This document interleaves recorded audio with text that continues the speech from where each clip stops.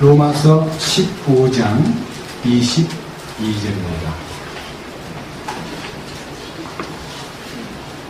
이러한 까닭에 또한 내가 너희에게 가는 것이 많이 막혔으나 이제는 이 지방에 더 이상 일할 곳이 없고 또 이 여러 해 동안 너희에게 가고자 하는 큰 소원이 내게 있어서 언제든지 내가 스페인으로 여행하게 되면 너희에게 가고자 하노라.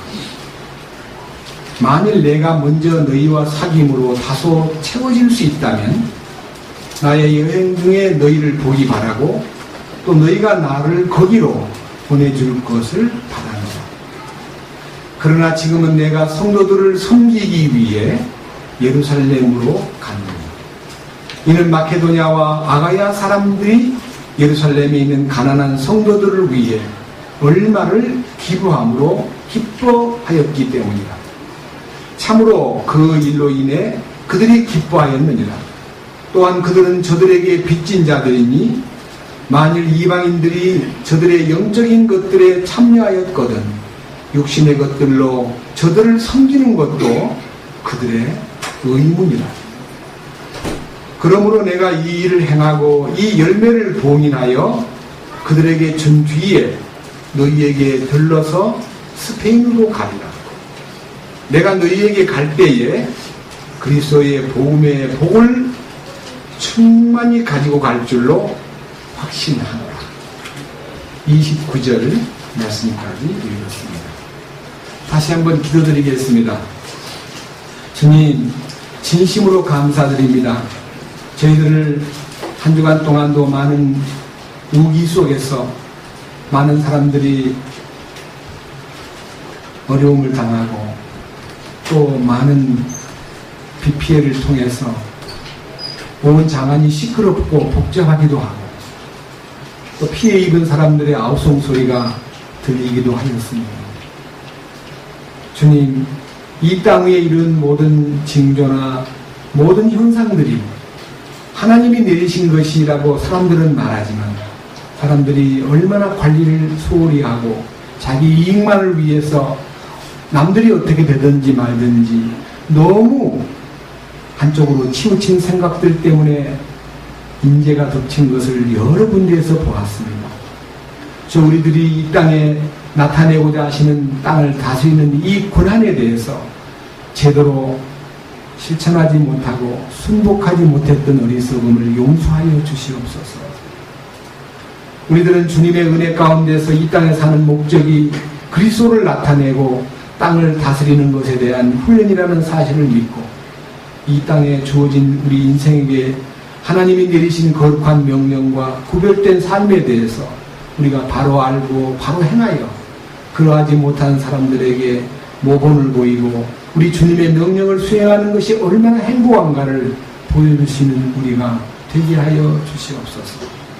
오늘도 이 말씀을 통해서 우리에게 하늘의 열린 문을 통해서 계시가 내려지고 우리의 마음도 열려서 이 말씀이 함께 우리 속에 화합하고 이 말씀을 기쁘게 먹음으로 우리의 영이 풍성해지고 우리의 삶 속에 주님의 향기가 나고 주님의 거룩함이 나타나고 주님의 그 행하심이 보여질 수 있도록 인도하여 주시옵소서.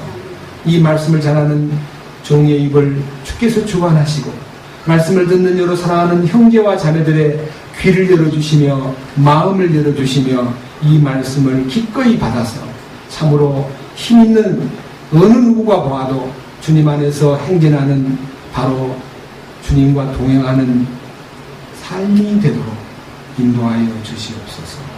우리 주 예수 그리스도의 이름으로 기도드렸습니다. 아멘. 제가 이 로마서 15장을 6월달 중간에 이제 이 로마서 15장 1절을 통해서 지금 6번째 이 로마서 15장 가지고 지금 얘기합니다. 오늘은 사도 바울이 로마를 방문하고 싶었던 간절한 생각을 표현했고 그의 소원이 예루살렘으로 거쳐서 로마를 들려서 스페인으로 갈 여행 계획에 대해서 그의 마음에 평소에부터 늘 여러 해 동안 그 마음속에 지니고 있었던 소망을 이 로마 교회에 보내는 편지 속에서 언급을 했습니다. 로마 교회를 방문하고자 하는 계획이 사실은 있었지만 사도 바울은 25절에서 그러나 지금은 내가 성도들을 섬기기 위하여 예루살렘으로 가노니 라고 이 편지를 보내면서 나는 지금 곧 예루살렘으로 가야 한다 하는 갈망을, 그의 여행 계획을 말씀했습니다. 예루살렘으로 가는 여행 계획의 목적은 26절에 이는 마케도냐와 아가야 사람들이 예루살렘에 있는 가난한 성도들을 위해서 얼마를 기부함으로 기뻐하였기 때문이다. 이 구호금을 가지고 예루살렘에 가는 얘기가 나와 있습니다. 저는 오늘 이 성경을 통해서요, 예루살렘에 그 말로 다 못할 흉년이 들었던 그 환경하고 예루살렘에 대한 얘기를 통해서 이 교회가 어떻게 하나 되는가에 대한 말씀을 같이 나누고 싶습니다. 특별히 여러분들은 예루살렘에 오순절 성령이 강림했을 때에 사도행전 2장을 보면 첫째는 120명이 성령으로 충만해서 예루살렘 교회가 완전히 이제 새롭게 주님의 능력으로 이제 탄생돼서 그들은 전혀 주저함이 없이 성령의 충만한 역사 속에서 한꺼번에 3,000명이 회개하고 또 뒤이어서 5,000명이 회개하고 그래서 이제 정확하게 8,000명이 주께로 돌아왔을 때에 사도행전 2장과 4장을 보면요, 믿는 무리가 한 마음이 되고 함께 모여서 한 뜻으로 하나님을 찬양하고 자기의 모든 재산을 다 처분해가지고 다 사도들의 발 앞에다가 갖다 놓고 그리고 전혀 자기 것을 내 것이라고 주장하지 않고 함께 사는 놀라운 출발 얘기. 이 교회가 출발할 때 성령의 역사와 기적이 어떤 방향으로 나타났느냐, 이것은 이 지구에 하나님의 역사가 시작되기 위해서 성령이 오시자마자 모든 물질적인 욕심, 모든 세상에 붙은 욕심, 모든 땅에 대한 애착, 모든 부동산에 대한 애착, 이런 것들을 다 한꺼번에 내려놓고 주님의 거룩한 교회가 기초를 닦는 일에 대해서 그들은 조금도 주저함이 없이 한 사람, 아나니아와 삽비라라고 하는 두 부부 외에는 전혀 거역함이 없이 완전하게 자기를 내놓았습니다. 사실 여러분들이 헌신이라는 단어가 나를 내놓는다는 것이 너무너무 큰일이긴 하지만요, 사실은 나를 내놓기 전에 속에서 무엇인가가 체험되어야 됩니다. 무엇인가를 내놓기 전에 그는 무엇인가 얻어야 됩니다. 다시 말하면 이 속에 놀라운 것이 들어오면 보이는 것들이 가치가 이제 떨어져 버리고 보이는 세상에 대해서 욕심이 정리가 되고 보이는 세상에 대한 애착이 의미 없이 보이고, 주여 맞습니다. 성령으로 충만되고 십자가의 능력이 그들을 완전히 사로잡았을 때에 그들은 보이는 모든 물질과 소유를 바쳤습니다. 그것이 서기, 이 성경 연대력에 대조해 보니까 서기 30년에 일어난 일입니다.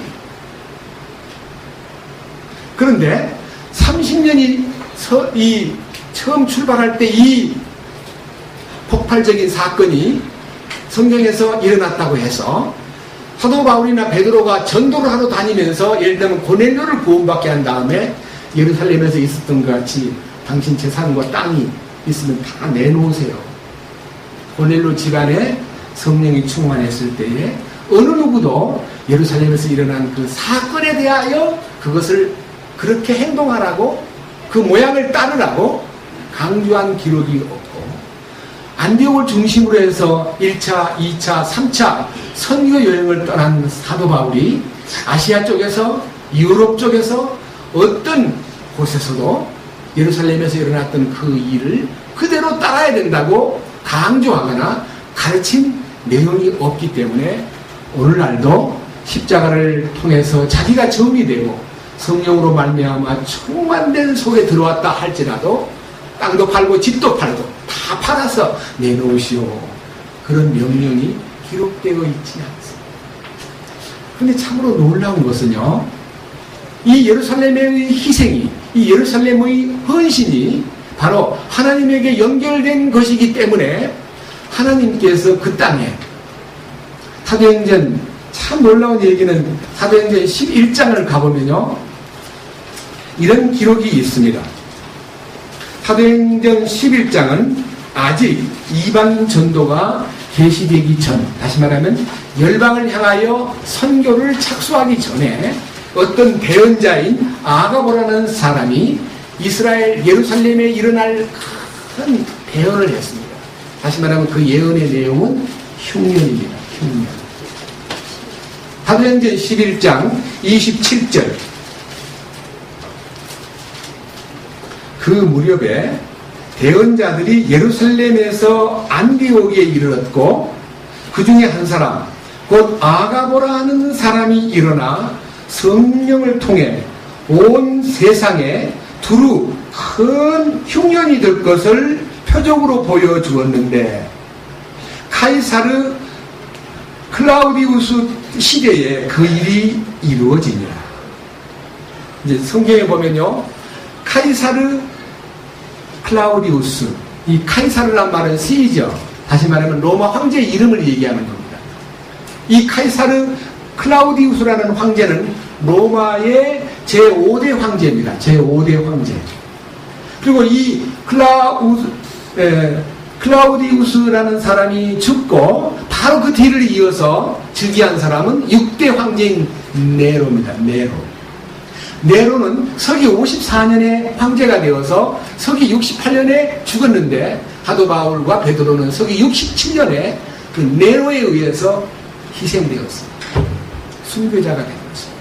그러니까 네로 왕이라는 것은 역사 속에서 가장 기독교를 박해한 왕인데 이 클라우디우스라는 황제 시대 때 큰 흉년이 오리라고 말한 것을 보면 기록을 연대표를 보니까 이 클라우디우스 황제의 시대가 즉위 시대가 서기 41년이고 그의 이제 모사를 당해가지고 54년에 그러니까 13년 만에 황제에서 이제 독사를 당했는데 이가 죽을 때까지 그 기간 전부가 다 흉년은 아닙니다만은 큰 흉년이 이 황제 시대 때, 이 제5대 황제인 클라우디우스 황제 때 일어났습니다. 그러니까 예루살렘에서 성령으로 역사해서 놀라운 능력과 하나님의 기적이 나타난 딱 11년 후의 일입니다. 그러니까 예루살렘이 10년 동안은 아무 문제 없이 잘 운영이 됐습니다. 그런데 갑자기 흉년이 닥쳐왔습니다. 그와 동시에 이 예언을 누가 했냐면요, 예루살렘에서 온 아가보라는 대언자가 안디옥에 와가지고 이 대언을 한 겁니다. 왜 꼭 안디옥에서 대언을 합니까? 예루살렘에서 대언을 해야 돼요. 그 당시 안디옥은 지금의 우리 지도에서 보면 터키 남쪽에 있는 안디옥. 그러니까 시리아 쪽에 붙어있는 안디옥이라는 것은 세계 선교의 거점이요, 세계 선교를 향해서는 전부가 다 안디옥에서 출발했다는 것을 이 선교 지도를 보면 알게 될 것입니다. 그러니까 소아시아에 있는 안디옥이 아니라 바로 여기 시리아에 있는 안디옥이 지금 우리가 이 성경 이것도 안디옥 성경에서부터 출발합니다. 그러니까 안디옥이라는 곳은 바로 세계적인 선교 지역의 중심지였고 그것이 바로 거점이었습니다. 거기 와서 이 일을 말함으로써 29절 이에 제자들이 저마다 자기 능력대로 유대에 거하던 형제들에게 구호금을 보내기로 결정하고 또 그것을 실행하여 구호금을 바나바와 사울의 손에 맡겨 장로들에게 보내니라. 여기서 이방의 모든 교회들이요 많은 구호금을 거둬가지고 예루살렘의 그 말로 다 못할 큰 흉년 속에서 힘들어하는 성도들에게 바나바와 바울을 통해서 운반했다는 기록이, 이거는 어떤 면에서는 짤막한 기록이긴 하지만요, 굉장히 큰 움직임이었습니다. 저는 구호를 한다든지 구제를 한다든지 어려움을 당했을 때 여러 가지로 이렇게 기도음을 내는 것들은요, 우리들의 생각에는 그냥 내 형편에 구제금을 보낼만 하면 보내고, 또 우리가 보내자고 어떤 캠페인을 벌리면은 그렇게 합시다 하고 또 이렇게 얼마를 보내는 것은 가능하지만요, 지속적으로 예루살렘에 이 헌금을 보내는, 이 구제금을 보내는 이 일이 사도 바울이 복음 전하는 일에 있어서 얼마나 진지하고 얼마나 간절하고 얼마나 책임 느끼는 일이었는가 하는 것을 새삼스럽게 이 말씀을 통해서 제가 깨닫게 되었기 때문에, 오늘 여러분들이 지금 현재 우리에게 주어져 있는 어떤 이 삶에 대해서도 이 말씀하고 조명을 해볼 필요를 더 강하게 느꼈습니다. 로마서로 돌아가겠습니다.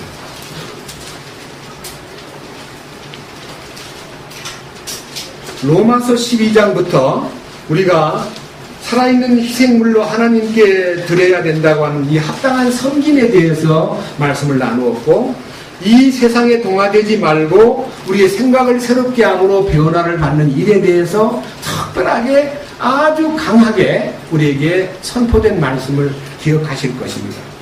그 다음에 그 은혜를 힘입어서 로마서 12장의 7절에서 사역을 통해서 사역으로 섬기고, 가르치는 자는 가르치는 것으로 섬기고, 권면하는 자는 권면하는 것으로 섬기고, 주는 자는 단순함으로, 다스리는 자는 부지런함으로, 공유를 베푸는 자는 즐거움으로 섬기는, 이 섬기는 삶이라는 것이, 하나님 섬기는 삶이 실제로 나타나는 현장은 성도를 섬기는 삶으로 집약되어야 한다. 그러니까 보이지 않는 하나님을 섬긴다는 이유로 보이는 현재를 경홀히 여기고 사는 것은 거짓된 거다. 우리가 참으로 이 땅에서 성도를 섬기는 것이 바로 주님을 섬기는 것이요.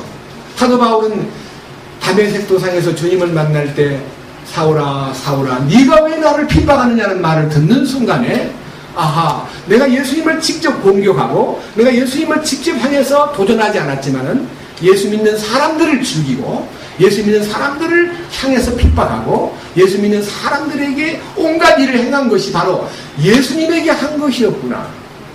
그렇다면 그들은 예수님이구나. 네가 왜 나를 핍박하느냐? 주여 제가 언제 당신을 핍박했나이까라고 묻질 않고 그는 그냥 가만히 듣고만 있었습니다. 맞습니다. 맞습니다. 제가 성도를 핍박한 것은 그 주님을 핍박한 것임을 알았습니다.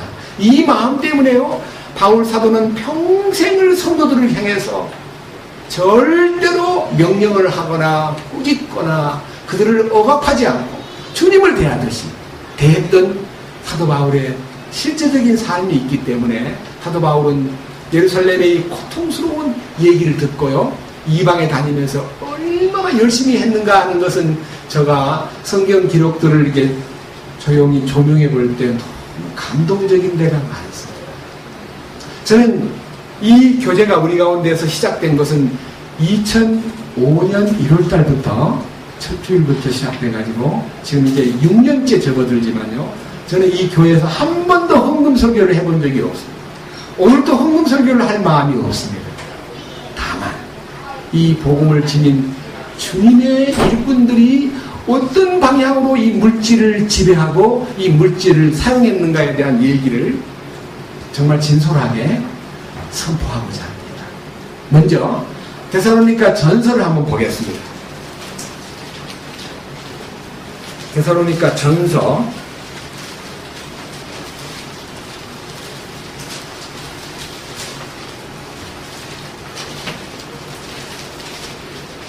1장입니다.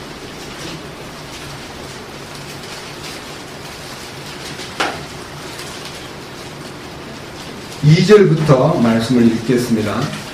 우리가 너희 모두를 인해 항상 하나님께 감사드리며 기도할 때에 너희에 관하여 말함은 하나님 곧 우리 아버지의 눈앞에서 우리 주 예수 그리스도 안에 있는 너희의 믿음의 행위와 사랑의 수고와 소망의 인내를 끊임없이 기억하기 때문이니 사랑하는 형제들아 하나님께서 너희를 선택하셨음을 아노라.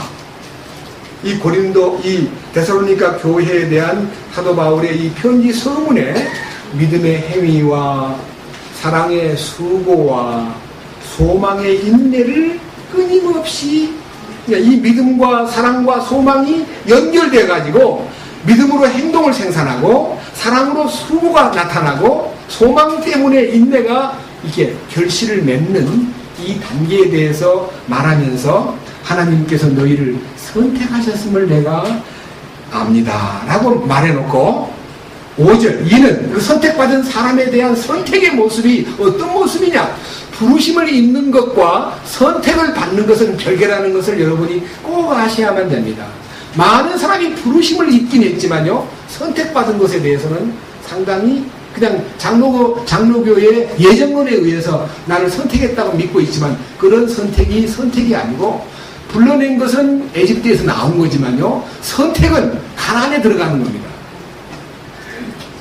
그거 아셔야 돼요. 그냥 광야에서 맴돌다가 죽은 사람은 선택받은 사람이 아닙니다. 불러만 냈을 뿐입니다.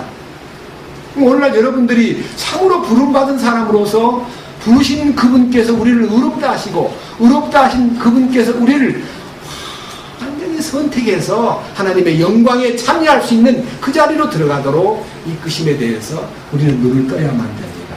선택받은 사람의 모습을 봅시다. 5절 이는 우리의 복음이 말로만 너희에게 이르지 아니하고 말로 죄사함 받았다, 구원받았다, 용서받았다는 것이 말로만 내게 전달돼 가지고 나 용서받았어, 너무 감사해, 나 감격스러워, 나 구원받았어, 나 죄사함 받고 이제 하나님 나라에 갈 수 있게 됐단 말이야. 이렇게 말로만 구원받은 간증을 하고 말로만 용서받은 기쁨을 말하지만 만약 그 뒤에 권능이 없다면, 말로만 나타나고 권능이 없다면, 그리고 권능과 성령님과 큰 확신으로 이르렀기 때문에 이 말은 복음이 말로만 나타나지 않고 권능으로 성령님과 큰 확신으로 나타났을 때에 그럼 어떤 일이 일어나는가? 6절 또 너희는 많은 고난 속에서 성령님의 기쁨으로 말씀을 받아 우리와 주를 따르는 자가 되었으니, 그러니까 말씀을 받아 하는 말은요, 기쁨으로 말씀을 받아 하는 말씀은 예레미야 15장 16절에 기록된 말씀대로 우리가 주의 말씀을 발견하고 말씀이 발견돼야 돼요. 처음 제사함 받을 때 대부분 말씀으로 제사함 받습니다. 그냥 어떤 사람 물론 찬송 부르다가 제사함 받기도 합니다. 그런데 그 속에도 찬송이라는 것은 말씀에 연결된 가사이기 때문에 우리가 어느 날 동이 서에서 먼 것 같이 내 죄과를 멀리 옮기셨나이다. 안개가 사라짐 같이 빽빽한 구름이 사라짐 같이 내 죄를 주의 등 뒤에 던지셨나이다. 내 죄를 발로 밟아 깊은 바다에 던지셨나이다. 이 등등 말씀이 나타날 때 죄에 대해서 해결된 것을 깨닫는 순간이 있습니다. 그러나 말씀이 발견된 사람은 어떤 일이 벌어지느냐? 소유권의 이전이 딱 이루어집니다. 소유권의 이전. 소유권 이전이라는 게 뭐예요? 명도가 이루어집니다. 명도. 내 것이 전부 다 주님 겁니다. 나는 당신 겁니다. 아니 주님도 저 겁니다. 하는 상호 간에 내 것이 다 주님 것이고 주님 것이 다 내 것인 것을 알고 나면요, 신앙생활이 참으로 가벼워지고 참으로 힘차고 어떤 핍박과 어떤 문제가 와도요 소유주이신 주님에게 이렇게 고백할 수 있습니다. 잠깐만 한 절을 봐드리겠습니다. 사도행전 이렇게 됩니다. 사도행전 27장입니다.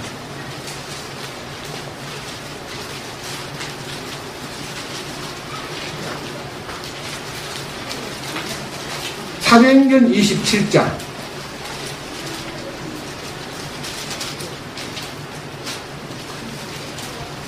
찾으셨습니까? 사도행전 27장은요,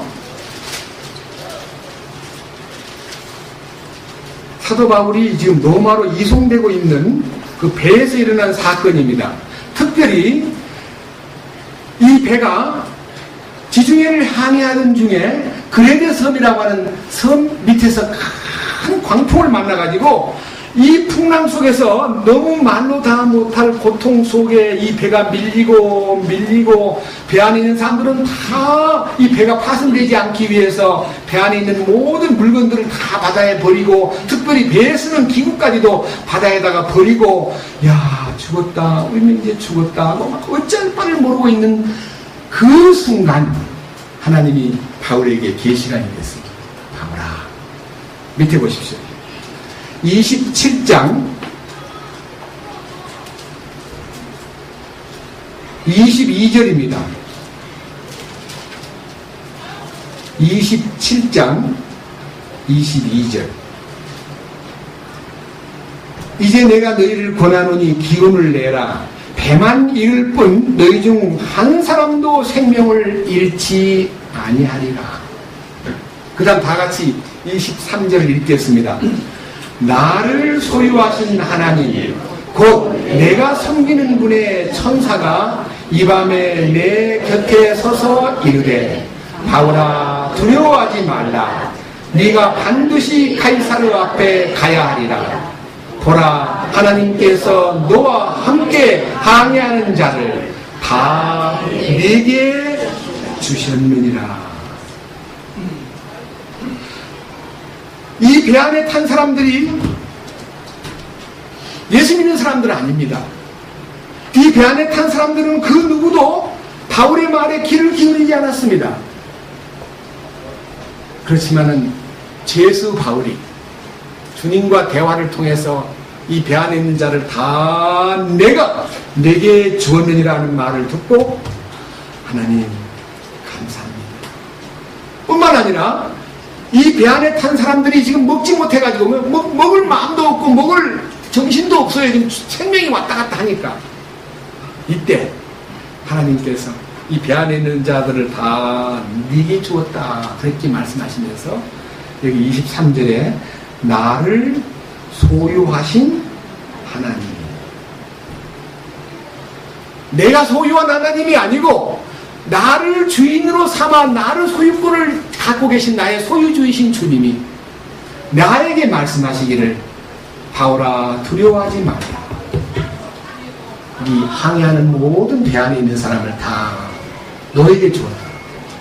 그렇게 함으로써 이 배 안에 탄 사람 275명이요 사도 바울의 한 사람 때문에 보고를 받은 겁니다.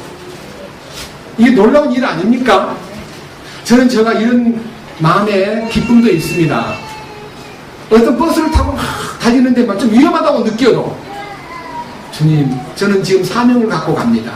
이 차 안에 있는 사람들을 보호해 주십시오. 저는 주의 것입니다. 이렇게 기도할 때가 있습니다. 왜? 이 말씀에 근거해서. 나를 사랑하기 때문에 이 배 안에 있는 사람을 보호해야 되는 거예요. 이 차 안에 있는 사람도 지켜줘야 돼요. 이 마음이 기도 속에 늘 나를 소유하신 하나님께 대한 감사가 나의 삶에도 영향을 주었다는 것을 밝히고 있었습니다. 그래서 놀라운 능력이 나타나기 위해서 이러한 배 안에서의 기적이 놀랍게 이 바울을 통해서 그대로 적중되니까요, 배 안에 있는 모든 이송의 책임자인 백부장이나 그 배 안에 있는 모든 사람들이 다 바울을 우러러보고 있고, 드디어 이 배가 멜리데라는 섬에 걸려가지고 멜리데의 섬에 이제 이 배가 닿아서 막 비도 오고 막 풍랑을 맞아가지고 막 온몸이 적셔져 있는데 너무너무 이제 추우니까 불을 좀 피우기 위해서 그 멜리데 섬에서 막 나무를 주워다가 불 피운 자리에 올리는데 딴 사람들도 해야 되는데 제수 바울이, 그것도 사도 바울이 나무단을 옮기다가 나무단 속에 숨어있던 독사가 손을 물어버렸어요. 28장에 보면 뱀에게 물려버렸습니다. 그 뱀에게 물린 사도 바울을 보고요. 28장 3절에 보면요. 바울이 나뭇가지 한 나발을 거두어 불 위에 놓으니 열기 속에서 독사가 나와 그의 손에 달라붙더라. 그 독 있는 짐승이 그의 손에 달려있음을 미개한 사람들이 보고 자기들끼리 이르되 분명히 이 사람은 살인자라. 그가 바다는 피하였을지라도 보복이 살지 못하게 하는도다 하더라. 바울이 그 짐승을 불 속에 떨어버리고 아무 해도 입지 아니하니라. 그러나 그들은 그가 붙거나 혹은 갑자기 쓰러져 죽을 때를 기다렸는데 한참을 기다려도 아무 해가 그에게 임하지 않음을 보고는 생각을 바꾸어 그는 신이라고 말하더라. 이 말이요, 이 멜리데에 복음이 들어가는 통로입니다. 복음이. 이 멜리데의 추장도 구원을 받고 그 집 식구들이 구원받은. 제가 이제 멜리데 섬을 이렇게 컴퓨터에 서치해 봤더니요, 그때 바울이 그 뱀에게 물려가지고 죽을 줄 알았는데 안 죽는 걸 보고 그를 모셔다가 그 집 식구들이요, 안수받고 막 기적이 일어나고 그 집에서 큰 역사가 생긴데 그 집이 그 멜리데 추장이었던 사람이 최초의 멜리데의 소위 말하는 뭐가 되냐면 천주교로 말하면 주교가 되었어요. 그 주교가 멜리데 섬에서 그 기독교가 시작된 역사 얘기 흔적이 컴퓨터에 인터넷에도 떠 있습니다. 제가 이 말씀을 드리는 이유는요, 하나님의 그 소유로 부름을 받았기 때문에 그 모든 것이 하나님의 주권 안에 맡겨진 거라는 것을 사도 바울이 강하게 강조하고 있는 것입니다. 이 역사가 우리 안에도 실제가 돼야 됩니다. 자, 데살로니가 전서 다시 보겠습니다. 이로 인해서 말씀을 받고 성령님의 기쁨으로 충만한 능력을 체험하는 사람들이 데살로니가 전서 1장 7절입니다.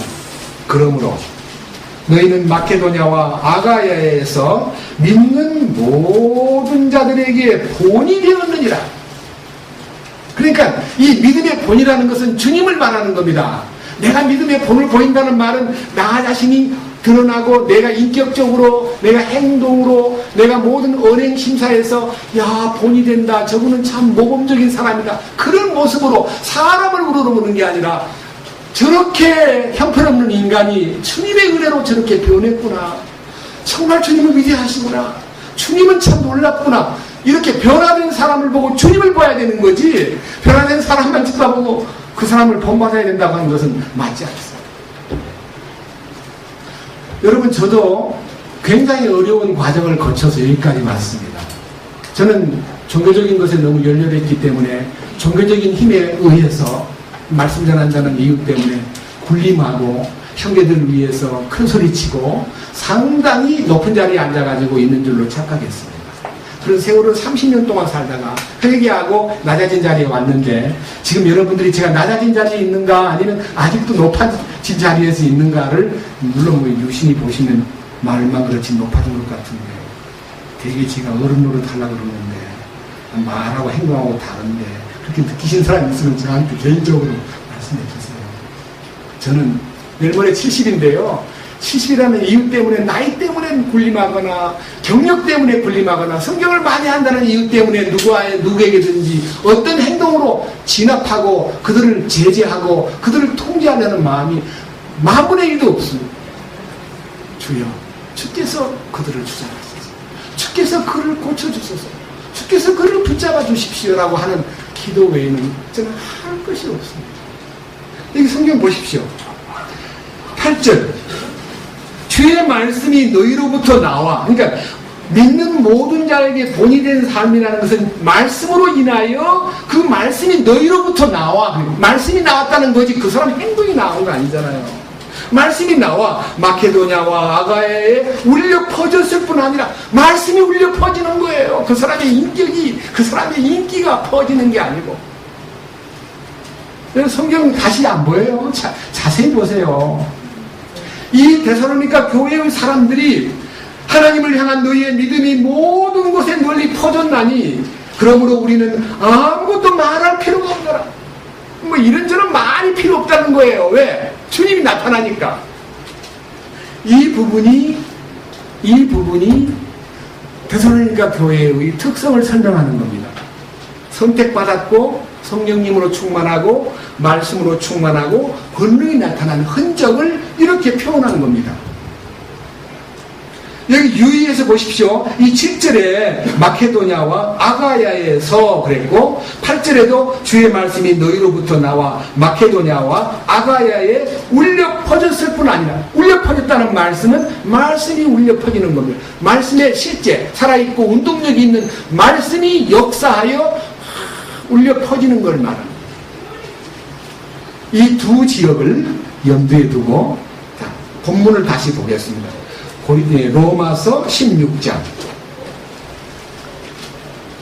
접속해서 읽어보겠습니다. 25절 15장 25절로 26절. 그러나 지금은 내가 성도들을 섬기기 위해 예루살렘으로 가노니, 이는 마케도냐와 아가야 사람들이 예루살렘에 있는 가난한 성도를 위해 얼마를 기부함으로 기뻐하였기 때문이다. 이 얼마라는 말은 사도 바울이 글로 쓸 때 얼마라는 단어는 숫자상 크고 적은 것이 없지만요, 이런 엄청난 걸 바친 거예요. 그 흔적이 교회 가운데 나타나 있어요. 고린도후서 8장으로 가보겠습니다. 고린도후서 8장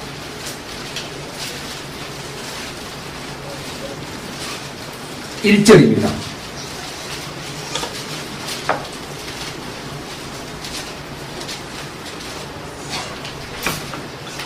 또한 형제들아, 마케도냐의 교회들의 베푸신 하나님의 은혜를 우리가 너희에게 알리노니. 그럼 얘 고린도 교회에다가 마케도냐는 북쪽에 있는 지금 현재 그리스의 북부지방 빌립보 데살로니가 지역이 있는 지방을 데살로니가라고 그러고요, 남쪽에 있는 고린도 지역은 아가야 지역, 도로 말하면 아가야 도고, 데살로니가도 있는 도시 이름이고, 마케도냐는 지역입니다. 마케도냐. 이 마케도냐의 교회는 데살로니가 교회나 빌립보 교회를 얘기하는 거고, 아가야 교회는 고린도 교회를 얘기하는 겁니다. 자, 2절, 고난의 큰 시련 속에서도 그들의 넘치는 기쁨과 극심한 가난이 그들로 하여금 풍성하고 너그러운 선물을 넘치도록 하게 하였도다. 얼마나 모순된 얘기냐.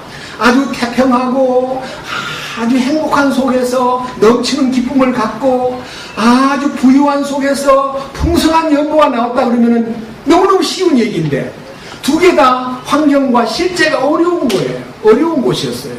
2절에 보니까 이 고난의 큰 시련 속에서도 기쁨이 넘치고, 그리고 부요가 아니라 극심한 가난 속에서도 마음이 막 너무 기쁘니까요, 거기에서 너그럽고 풍성한 선물이 넘치도록 나왔도다. 그러니까 모순이잖아요. 잘 살고 잘 지내다가 현금을 내라니까 조금 낸 게 아니고요, 완전히 사렙다 과부처럼요, 가난 속에서.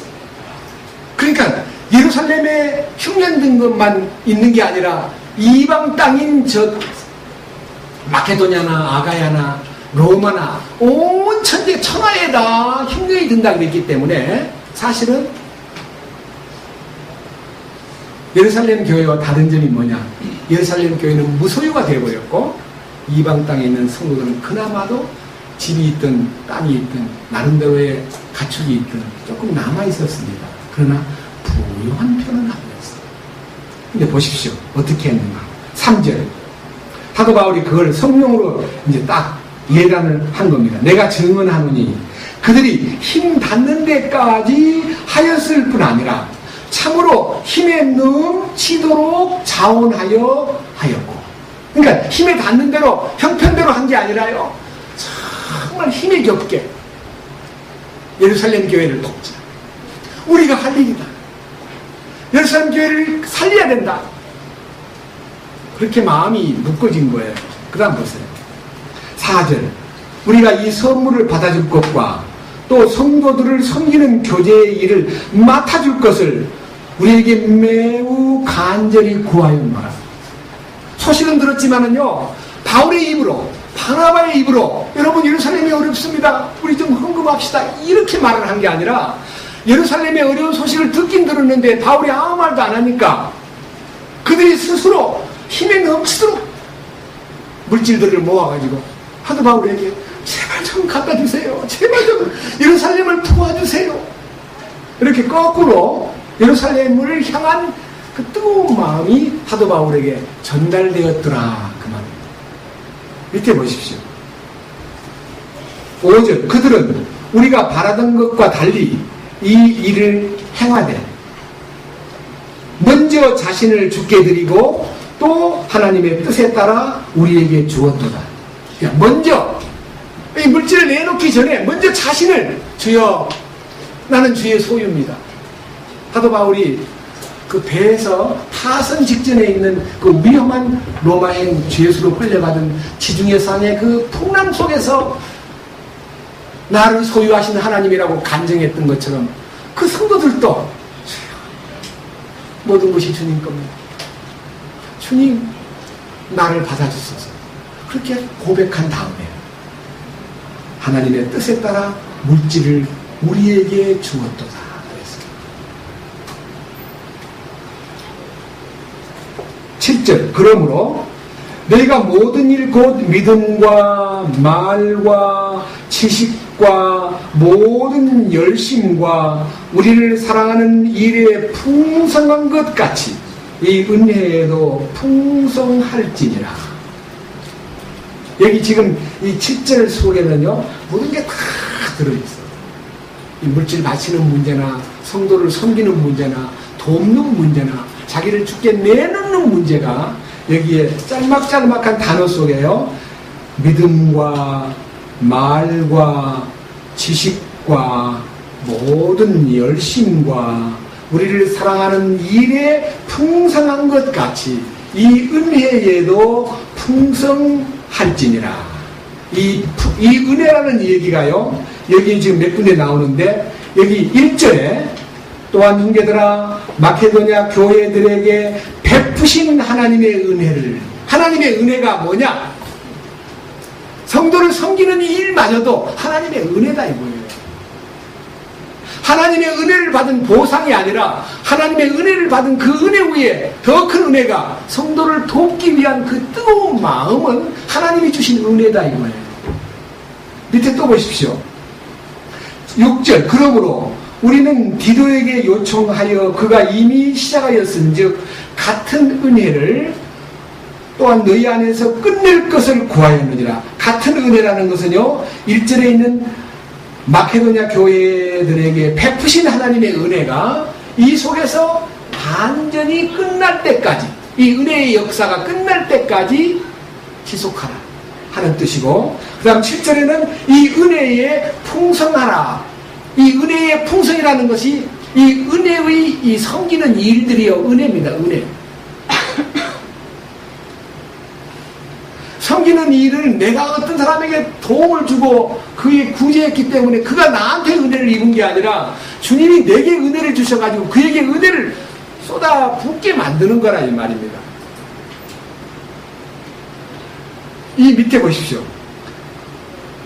8절. 나는 명령으로 말하지 아니하며 오직 다른 이들이 열심인 것을 기회로 삼아 너희의 사랑이 진실함을 입증하려고 말하노라. 이 사랑의 진실이 입증되는 것이 은혜다. 하나님의 은혜를 통해서 이 사랑의 진실은 주님이십니다. 이 사랑의 진실이 입증되는 겁니다.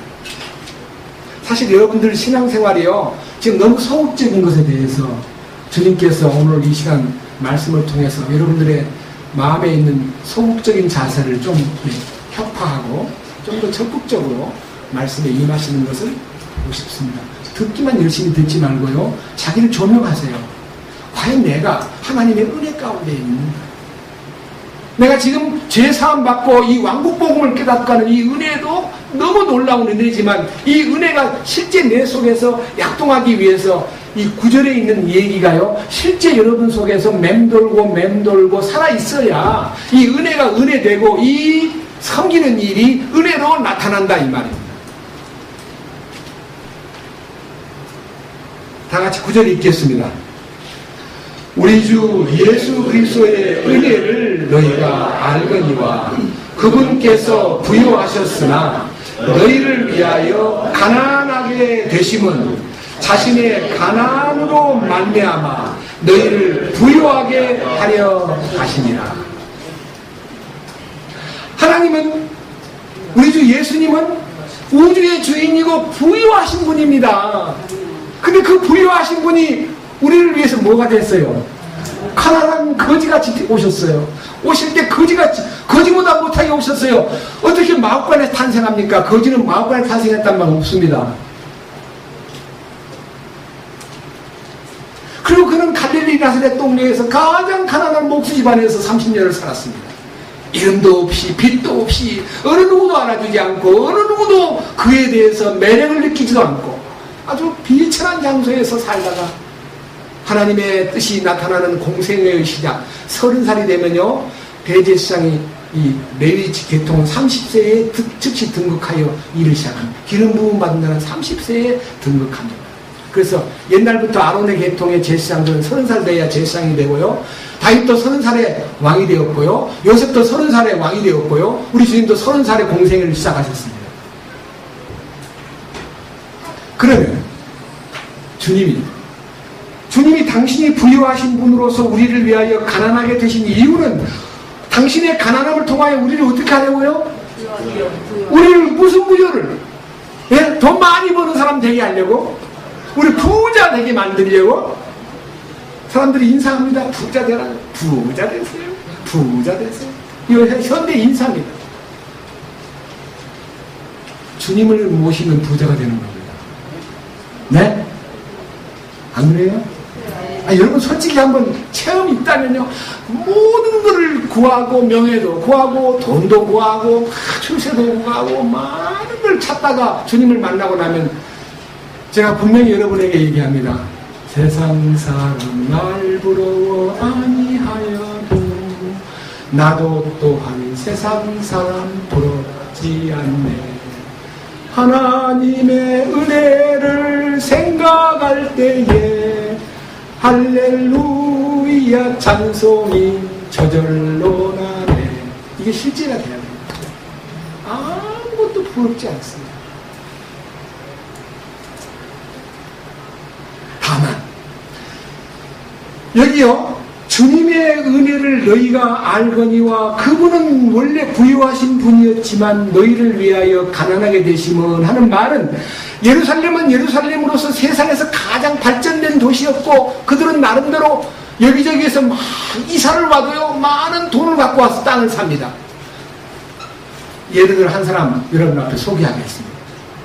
사도행전 4장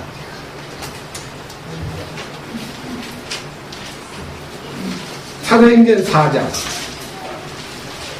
32절.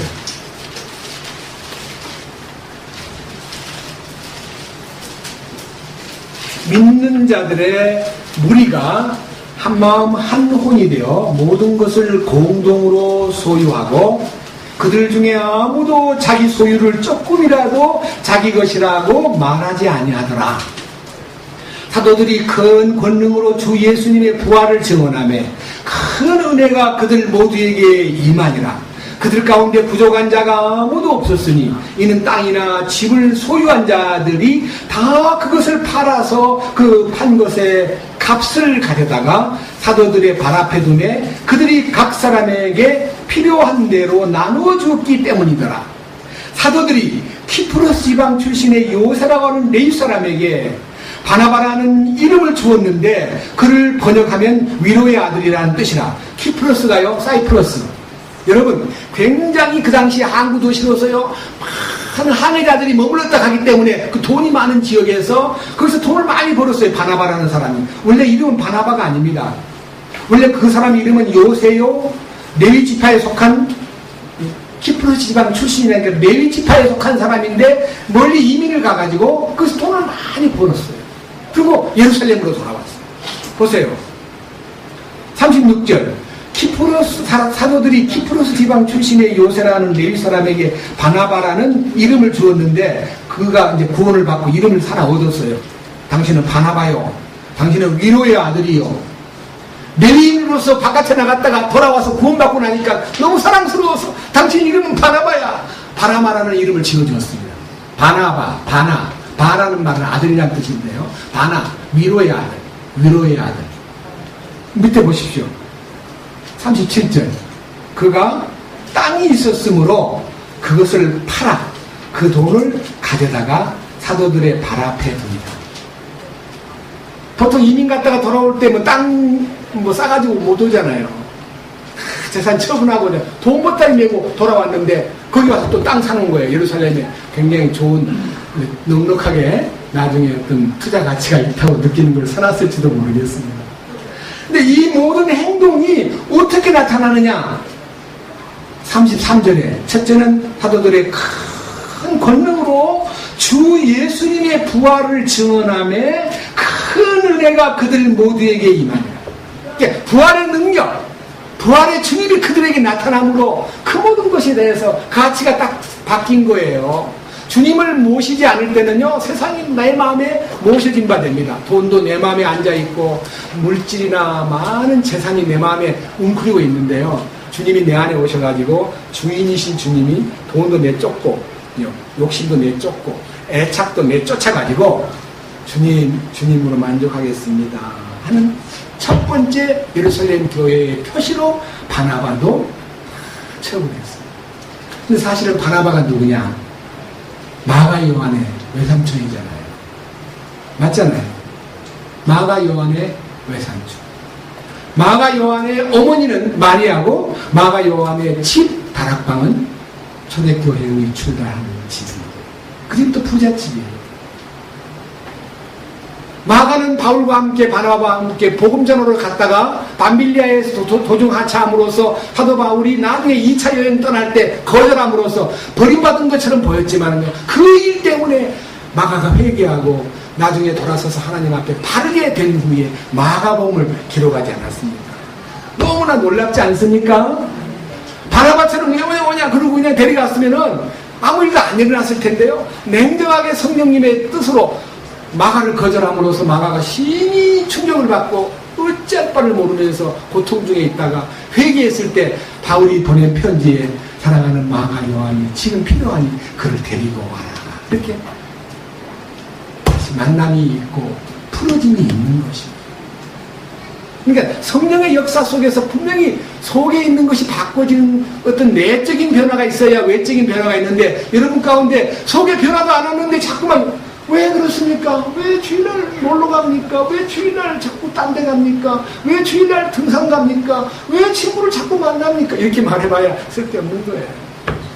속에 이루어져야 큰 은혜가 나타나고 큰 권능과 부활을 입증하는 실제가 있을 때 나 자신이 정리가 되는 거지, 그냥 분위기에 그냥 쓸려가지고 야 나도 팔아야 되겠네 그렇게 판 거 아닙니다. 나도 팔아야 되겠네 하고 흉내내다가 죽은 사람은 5장에 있는 아나니아와 삽비라입니다. 보세요. 5장 1절. 그러나 아나니아라는 어떤 사람이 자기 아내 삽비라와 함께 소유 하나를 팔아, 많은 것도 아니에요, 소유 하나밖에 없는 거예요. 팔았는데 어떻게 했어요?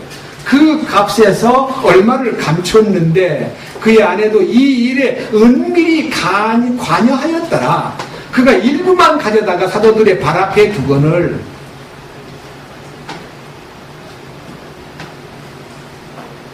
갖고 가가지고 얘기할 때요, 저는요 너무 마음이 허락이 안 돼가지고요 일부만 갖고 왔거든요 이렇게 말해야 되지요. 물어보기를 전부냐 그러니까 네 그랬잖아요. 그러니까요 간증도 일부만 갖다 놓고 간증은 네 정말 다 죽었냐? 조금 죽었거든요. 아직은 다 안 죽고. 근데 다 죽은 걸로 말하면 너 거짓말하는 거야. 성령을 속이지 마. 그런 말이 들릴 것입니다. 주의해야 됩니다.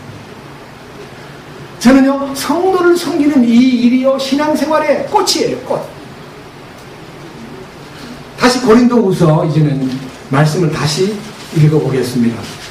고린도후서 8장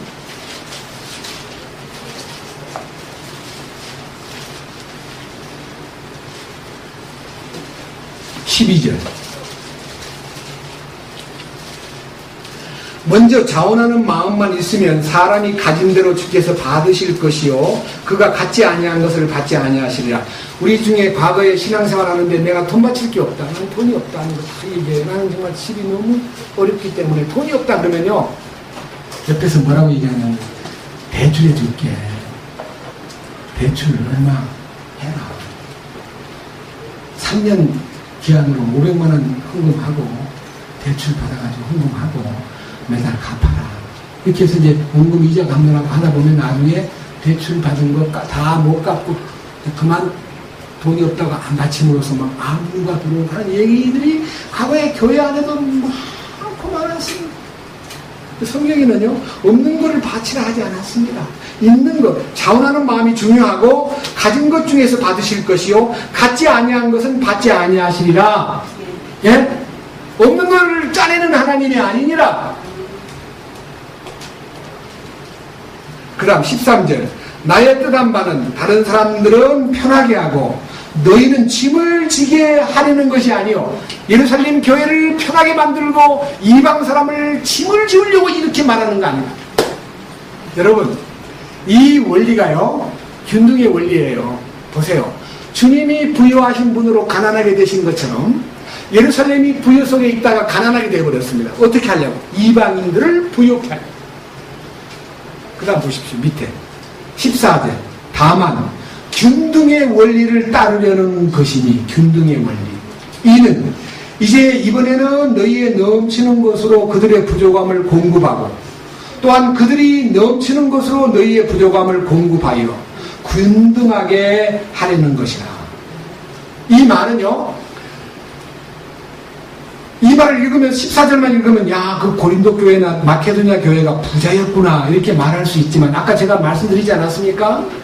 여기 마케도니아 교회의 형편이라는 것은요 8장 2절에 기록되어 있기를 고난의 큰 시련 속에 있고 그들이 고난이 크고 시련이 있어도요 기쁨이 넘쳤다는 게 먼저 기쁨이 넘쳤어요. 그 넘치는 기쁨이 물질에 대해서 전혀 생각이 초월됐다는 겁니다.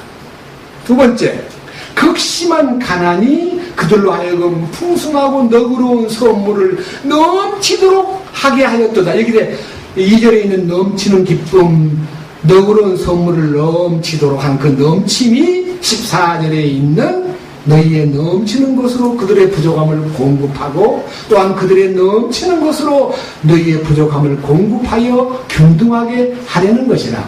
이 내용이요 로마서 아까 우리가 읽었던 15장에 있는 거예요. 다시 넘겨봅시다. 로마서 15장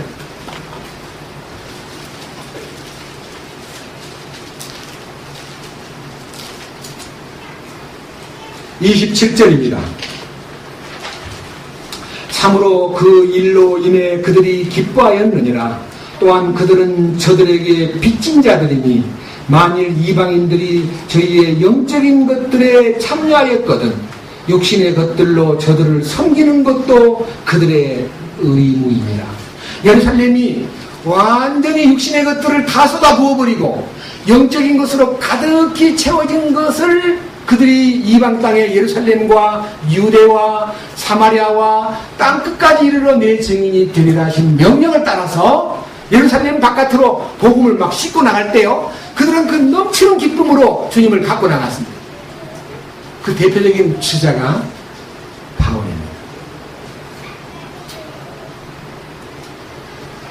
바울은 하나님의 부르심을 받고 바울아 이 복음을 갖고 이방인에게로 나가라 할 때 내가 내 혈육과 의논하지 아니하고 어떤 것도 주저함이 없이 주의 명령을 따라서 기쁨으로 핍박과 고난이 있다는 걸 각오하고 죽음이 따른다는 것도 반드시 어려움을 따른다는 것을 각오하고 예루살렘을 떠나 이방 땅으로 갔어요. 그 기쁨으로 성도들의 그 뜨거운 사랑과 그 희생을 싣고 복음을 전한 것이 사도 바울이지 예루살렘 사람들은 가만히 있는데 사도 바울 혼자 가가지고 복음을 전한 것이 아니라 바울의 마음을 그렇게 뜨겁게 만든 것도 예루살렘 성도들의 뜨거운 서원과 뜨거운 격려가 그의 마음에 있었기 때문에 그는 조금도 주저함이 없이 그 뜨거운 마음을 가지고 복음을 이방 땅에 전했기 때문에 이제 이방인들이 예루살렘 교회가 지금 10년이 지나가지고 어려움 속에 흉년이 들어가지고 힘든다고 하는 소문이 들렸을 때에 그 지역에 외에 있는 많은 성도들이 기부금을 모아가지고 얼마나 돈을 많이 갖다 운반했는지는 몰라도요. 왕이 죄수로 끌려온 바울에게 돈을 받을까 하여 날마다 불러다가 좀 돈을 내놓지 않고 하고 속셈을 보이는 것을 성령께서 알고 기록해놓은 성경이 사도행전에 있는 거 아시지요? 한번 보십시다. 사도행전에 보면요. 사도행전 24장입니다.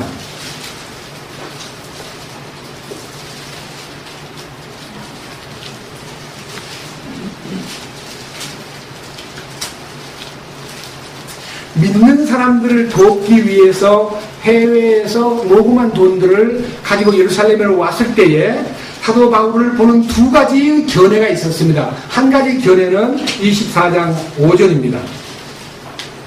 우리가 보면 이 사람은 몹쓸 전염병 같은 자요, 전염병 환자와 같은 자요, 세상 곳곳의 모든 유대인들 가운데 선동을 일삼는 자며 나사렛 종파의 주모자인데 그가 또한 가서 성전을 더럽히려 하므로 우리가 그를 붙잡아 우리 법에 따라 재판하려 하였나이다. 여기요, 몹쓸 전염병 같은 자, 그 다음에 선동을 일삼는 자, 나사렛 종파의 이단자, 그 다음에 성전을 더럽히려 하는 자, 성전을 무시하는 자. 우리는 거룩한 성전을 바라보고 있는데 저 자는 성전을 우습게 보는 자입니다. 왜? 우리 주님이 이미 성전 유효기간이 폐기됐잖아요. 이 성전을 헐라 내가 사흘 동안에 일으키라 하신 말씀대로 주님이 성전을 헐라고 하신 그때의 장면은 성전에 이제 모든 거짓된 제사와 예물과 모든 제도를 폐지시킨 겁니다. 그래서 주님께서 그 성전을 서기 70년에 헐어버리게 만들었습니다. 그런데 사도 바울이 그 예루살렘에 뭐하러 왔습니까? 밑에 보십시오. 15절. 또 그들도 스스로 인정하는 바 하나님을 향한 소망을 내가 가졌으니 곧 죽은 자들의 부활, 즉 의로운 자들의 부활과 불의한 자들의 부활이 있으리라는 것이니이다. 이 소망 속에서 나는 하나님과 사람들을 향하여 항상 양심에 실족하게 하는 일이 없도록 스스로 힘쓰나이다. 이제 내가 여러 해 뒤에 내 민족을 위해 구제물과 헌물을 가지고 와서 드릴 때에 내가 무리를 절대 소동을 일으키거나 성전을 더럽히거나 그런 일을 전혀 한 일이 없습니다. 나는 예루살렘의 이방 땅에서 많은 민족들을, 내 민족들을 위해서 구제물과 헌물을 가지고 여기 왔을 뿐이지 내가 예루살렘에 온 목적은 성전을 더럽히거나 소동을 일으키거나 아니면 몹쓸 전염병을 퍼뜨리려고 온 거 아닙니다. 여러분, 돈을 갖고 왔다는 뜻입니다. 그런데요, 이 갖고 왔다는 소문이 막 많이 퍼져가지고 왕의 귀에 들어왔습니다. 그 왕은 누구 왕이냐 그러면요, 벨릭스 총독이라면요, 로마에서 임명한 총독입니다. 22절. 사도행전 24장 22절. 벨릭스가 이것들을 듣고는 그 길에 대해 더 완전히 알고 있었으므로 그것들을 연기하여 이르되 총대장 루시아가 내려오든 내가 너희 일에 관해 끝까지 알리라 하고 백부장에게 명령하여 바울을 지키게 하며 그에게 자유를 주게 하고 또 그의 친지들이 그를 섬기거나 그에게 면해오는 것을 그가 막지 못하게 하니라. 그러니까 쉽게 말하면요, 사도 바울이 몸이 자유로워야 얘기가 되니까요, 재판을 총독 벨릭스가요, 총대장 루시아가 올 때까지 우선은 좀 잘 보호하고 지켜라, 바울을 잘 지켜라고 이제 명령했습니다. 그런데요, 24절. 며칠 뒤에 벨릭스가 자기 아내인 유대 여자 드루실라와 함께 와서 바울을 불러 그리스도를 믿는 믿음에 관해 그의 말을 듣거늘. 그러니까 벨릭스의 부인이 유대인 드루실라라는 여자가 아마 뭔가 조금 믿음의 그 흔적이 좀 있는 것 같아요. 바울을 불러가지고 이제 복음을 듣게 됩니다. 믿음의, 그리스도를 믿는 믿음에 대해서 바울하고 얘기하고 있습니다. 25절, 바울이 의와 절제와 다가올 심판에 대하여 설명하니, 이 하나님의 의, 하나님의 통제, 그리고 다가올 심판, 이 3대 아주 굉장히 범위가 넓은요 의 말씀을 이 벨릭스에게 그리고 그 부인인 드루실라에게 전했습니다. 그러니까 벨릭스가 듣다가 말고 떨었어요. 벨릭스가 떨며 응답하되 이번에는 내 길로 가라. 내가 적당한 때 시간이 생기면 너를 부르리라. 이제 가라 그랬어요. 너무 놀래가지고요. 어쩔 줄 몰라. 그렇습니다. 복음을 듣기는 들어도요. 믿음으로 가는 게 아니라 마음이 애착과 물질에 차 있으면요. 말씀은 귓가에서 맴돌고 문제는 뭐냐? 저 친구 참 눈치가 없어. 참 내가 저렇게 부를 때는 그런 얘기 하라고 부르는 거 아니에요. 그런 뜻입니다. 밑에 보십시오. 26절 벨릭스의 마음 다 같이요. 또 바울에게서 돈을 받고 그를 풀어주기를 바랐으므로 더 자주 사람을 보내고 그를 부르고 그와 이야기를 나누는 목적은 복음 들으려고 부른 게 아니야. 왜 돈이 바울에게 있다고 느낍니까? 해외에 나가서 엄청난 돈을 끌고 예루살렘에 푸는 것을 총독은 알아야 돼요. 군인들 보내보니까 저 뭐냐? 어떤 사람이 왔는데 막 엄청 오늘날로 말하면 수십 대의 추억을 몰고 와가지고 풀듯이요 어마어마한 것들을 끌고 와가지고 예루살렘의 그 흉년들 성도들을 돕고 있는 걸 보고요 이미 알아서 정보를 받았어요. 그러니까 상당히 돈이 많은 줄 알고 자주 불러서 자꾸 얘기를 해도 난 니를 풀어주고 싶은데 돈만 좀 내놔라. 넌 죄가 없는 건 내가 알고 있다. 돈을 받고 풀어주고 싶어서. 왕은 풀어줄 능력이 있잖아요. 왕이 죄 없다. 다 가라. 그러면 되는데 돈을 안 내놓으니까 딱 묶어두는 거예요. 2년 동안. 보세요. 27절 그러나 풀어주고 싶고 돈 받고 빨리 석방시켜주고 싶은 마음이 있었는데 저는 눈치가 없어가지고 자꾸 돈을 안 내놓으니까 어떻게 했어요? 2해가 지난 뒤에 자기가 이제 직책이 바뀌는 겁니다. 베스토가 벨릭스 자리로, 베스토라는 사람이 벨릭스를 대신해서 이제 임명장을 받았다는, 그때까지 이 일은 안 끝내고요. 바울을 어떻게 했어요? 유대인들의 기쁨을 주기 위해서, 아까는 처음에 돈을 좀 받을까 싶을 때는 풀어주었는데, 우리는 풀어주었죠. 23절에는요, 바울을 지키게 하되 그에게 자유를 주게 하고 그 친지들로 그를 섬기게 하고 누구든지 오는 곳을 막지 말아라. 왜 막지 말아냐면 왔다 갔다 해야 돈이 왔다 갔다 할 거 아닙니까? 자꾸 면회 와야만 사식도 들어오고 면회 와야만 용돈도 들어오고 그런 거 아닙니까? 이게요, 세상 심리가 다 들어있는 거예요. 근데 이 사람은 돈을 못 받으니까 유대인들에게 기쁨을 주기 위하여 바울을 어떻게 했어요? 다시 묶어버린 거예요. 돈 안 내니까. 이런 거 읽을 때요, 너무 감사한 거는 사도 바울은 전혀 눈 하나 깜짝 안 하는 겁니다. 왜? 하나님께서 자기한테 뭐라 했습니까? 앞으로 한번 넘겨보세요. 23장. 엄청나게 고통을 주면서 막 죽여버리겠다고 대들 때요. 23장 1절부터 10절까지는 바울을 죽이겠다고 막 대들 때요. 11절 같이 보겠습니다. 그날 밤에 주께서 바울 곁에 서서 이르시되 바울아 기운을 내라. 네가 예루살렘에서 나에 대해 증언하였듯이 반드시 로마에서도 증언하여야 하리라 하시니, 주님이 간간히 나타나가지고 바울아 기운을 내라. 내가 너 도와줘. 너 함께해. 예루살렘에서 나를 증거한 것처럼 로마에 가서도 증거해야 된단 말이야. 너 로마로 가야 된다. 자기는 로마로 가려니까 갈 길이 없잖아요. 죄수의 몸으로. 그래서 나중에 가서는 가이사에게 호소합니다. 상소합니다 하고, 로마 시민권자이기 때문에 황제 앞에 나가도록 상소하니까 나중에요, 상소만 안 했으면 석방할 수 있을 텐데 제가 상소하였으므로 어쩔 수 없이 황제 앞에 보내야 되겠다 결의를 하고 보내잖아요. 맞죠? 죄수 안 되고 싶은 것이 우리 마음 아니에요? 감옥에 있는 것이 얼마나 지긋지긋해요. 근데 감옥에 있는 걸 기뻐한 거예요. 왜? 주의 뜻을 따라 로마로 가야 되니까. 이게 하나님의 은혜 가운데 사는 사람의 역설적인 모습들입니다. 이 역설적인 능력이 바울을 지배했기 때문에 바울의 설교를 듣고 그 변화된 데살로니가의 지역과 마케도냐 지역과 고린도의 아가야 지역에 있는 사람들이 정말 있는 힘을 다해서 성도를 섬기려고 나선 것입니다. 이제 고린도후서 9장 보십시다.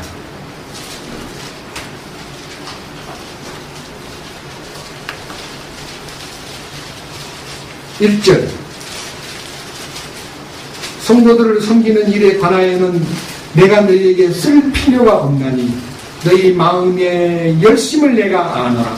그것으로 인해 내가 마케도냐 사람들에게 너희에 대하여 자랑하기를 아가야는 1년 전에 준비되었다 하였거니와 너희의 열심이 참으로 많은 사람을 분발하게 하였느니라. 예, 지금요 이 편지의 내용들을 가만히 보면요 서로가 서로의 지역에서 남쪽 아가야 지역하고 북쪽에 있는 마케도냐 지역하고요 막 열심히 불붙어가지고 서로의 소식들이 오고 가면서 막 더 마음이 불붙어서 1년 동안에 이런 성도를 섬기기 위한 준비의 과정을 거쳐가지고 얼마나 갈망이 컸던가 하는 것을 9장에서 볼 수 있습니다. 그런데요 저는 밑에 보겠습니다. 6절 다만 내가 말하는 바와 바는 이것이니 곧 인색하게 뿌리는 자는 또한 인색하게 거둘 것이요 풍성하게 뿌리는 자는 또한 풍성하게 거두리라는 것이라. 저마다 자기 마음속에 정한 대로 낼 것이요 마지못해 하거나 억지로 하지 말라. 하나님은 즐거이 내는 자를 사랑하시느니라. 그렇기 때문에요 지금 이 모든 것이 전부가 다 준비에 의해서 하라는 것을 이제 명합니다. 준비. 예, 여러분들 제가요 요즘에 계속해서 기도가 다른 기도는 이제 많은 중보 기도 중에서요 특별히 이스라엘 그 구원의 나팔 선교회 야콥 담카니의 예루살렘을 향한 소위 말하는 그 길갈 센터 길갈은 길갈에 있지는 않고 요바에 있는 길갈 센터입니다. 그 길갈 센터라는 것은 그 길갈이라는 이름이 애굽의 모든 수치를 굴러가게 했다고 하는 명제하에 그 부끄러움을 씻어버리고 이방인들이 이 땅에 와서 우리 유대인을 구원하는데 일조에 날아가는 그 의미에서 나팔 선교회가 지금 진행되고 있는데 우리가 우리 자신의 해결된 것만으로 만족하고 우리 자신을 유지하는 것으로 만족할 뿐만 아니라 우리가 뭔가 좀 더 눈을 멀리 뜨고 돕는 일들을 좀 해야 될 것 같습니다. 그러기 위해서는요, 우리가 마음에 기도가 있어야 되고, 우리가 마음에 기도만 갖고는 안 됩니다. 준비가 돼야 됩니다. 그런 면에서 이 준비가요, 참 중요한 것은, 자, 3절. 고린도후서 9장 3절.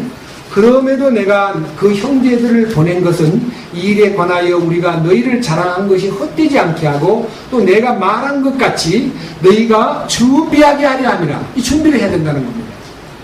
그 다음 4절 혹시 마게도냐 사람들이 나와 함께 가서 너희가 준비하지 않은 것을 보면 우리가 너희라고 말하지 아니하노라. 이같이 확신 있게 자랑한 일에 대하여 부끄러움을 당할까 염려하노라. 그러므로 그 형제들을 권면하여 그들이 먼저 너희에게 가서 너희의 후한 선물, 곧 내가 전에 너희가 통보를 받은 적이 있은 그 후한 선물을 미리 준비하게 하도록 하는 것이 필요한 줄로 내가 생각하였나니 그러면 바로 그 일이 후한 선물답게 준비되고 탐욕에서 난 것 같지 아니하리라. 이 말은요, 헌금을 내자고 할 때 억지로 막 헌금을 내게 만드는 분위기는 탐욕의 문제가 따른다. 그러나 평소에 어떻게 준비해야 되느냐? 여러분들이요, 헌금을 위해서 좀 이제 제가 부탁합니다. 목적 헌금이 아니라요, 정말 성도를 섬기는 일에 쓰여지기 위해서 성경에서 준비하라고 하는 명령을 한번 들어보십시오. 고린도전서 16장입니다. 이 말씀을 잡고요, 고린도전서 16장. 앞으로 7장만 넘기면요, 고린도전서 16장 1절입니다. 16장 1절. 이제 성도들을 위한 모금에 관하여는 내가 갈라디아 교회들에게 지시한 바와 같이 너희도 그렇게 하라.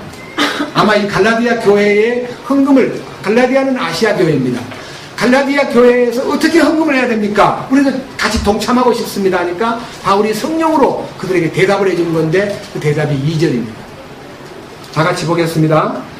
주의 첫날에 너희 각 사람이 하나님께서 형통하게 하신 대로 자기 곁에 모아두어 내가 갈 때에 모으는 일이 없게 하라.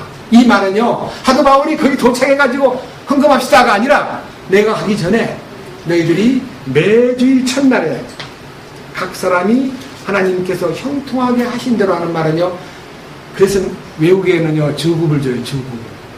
우리는 월급 주지요. 네? 미국 같은 데 가보면 전부 다 주급이에요. 네? 주급 받아가지고 주일날요, 주님 감사합니다. 저 이 교회 안에다가 막 색깔이 이상한 것들을 모아놓고 뭐 무슨 헌금 그게 아니고 내가 내 집에 구별된 장소에다가 내가 이 성도를 섬기는 데 써야겠다 하면 10,000원을 넣든 100,000원을 넣든 모아두었다가 사도 바울이 딱 오면은 그 다음에 몇 달 동안 모아놓은 겁니다. 그냥 갖다 놔야 돼. 일일이 안 써도 괜찮습니다. 이름 안 써도 괜찮습니다.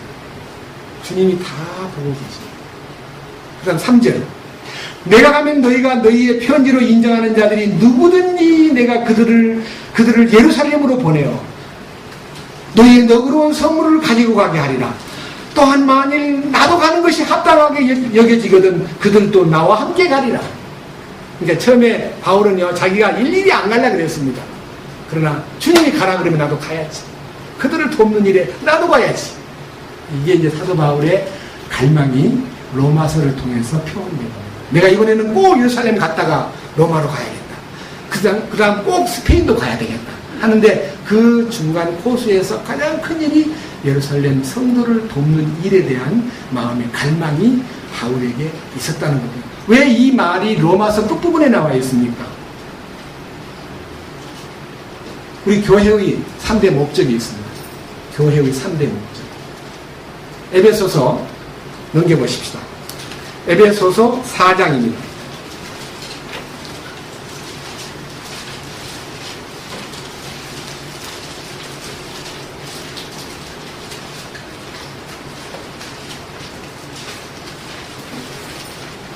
에베소서 4장 4절.